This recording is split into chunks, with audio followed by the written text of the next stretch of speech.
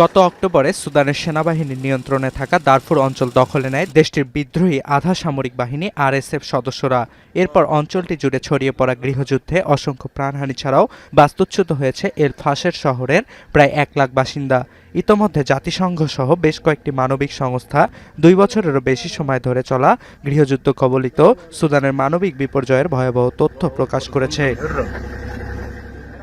এবার নতুন করে যুদ্ধবিরত দারফুর অঞ্চলে ব্যাপক হারে ছড়িয়ে পড়া ছোঁয়াচে হামের প্রাদুর্ভাবের খবর জানালো ডক্টরস উইথাউট বর্ডার্স এমএসএফ।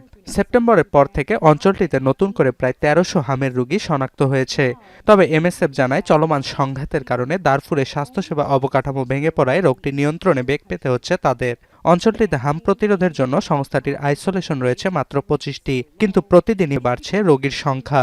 আর এতে সবচেয়ে বেশি ঝুঁকির মধ্যে 5 বছরের নিচের শিশুরা। শুধু হাম নয়, ডিপথেরিয়া, হুপিং কাশি, ডায়রিয়ার মতো অন্যান্য রোগও ছড়িয়ে পড়ছে দারফুর জুড়ে। কিন্তু এগুলো নিয়ন্ত্রণের জন্য পর্যাপ্ত চিকিৎসা সামগ্রী নেই সেখানে কাজ করা মানবিক সংস্থাগুলোর কাছে। কেননা সাম্প্রতিক সংঘাতে সুদানের স্বাস্থ্যসেবা কেন্দ্রগুলোতেও ব্যাপক সহিংসতা চালানো হয়। বিশ্ব স্বাস্থ্য সংস্থা জানায় দেশটিতে চলমান গৃহযুদ্ধে স্বাস্থ্যকেন্দ্রে সংঘটিত হামলায় প্রাণহানি প্রায় 2000। এছাড়া এমএসএফ এর স্বাস্থ্যকর্মীদের ওপরও নিপীড়ন চালাচ্ছে আরএসএফ সদস্যরা।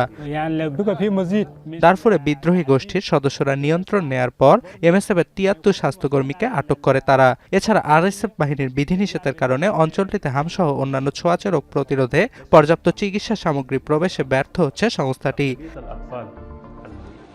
গেল প্রায় 6 বছরে সুদানের 1,79,000 শিশুকে হাম প্রতিরোধী টিকার আওতায় নিয়ে আসা হয়েছে বলে জানায় ডক্টরস উইথাউট বর্ডার্স। তবে এটি প্রয়োজনের তুলনায় খুবই অপ্রতুল বলেও জানিয়েছে সংস্থাটি।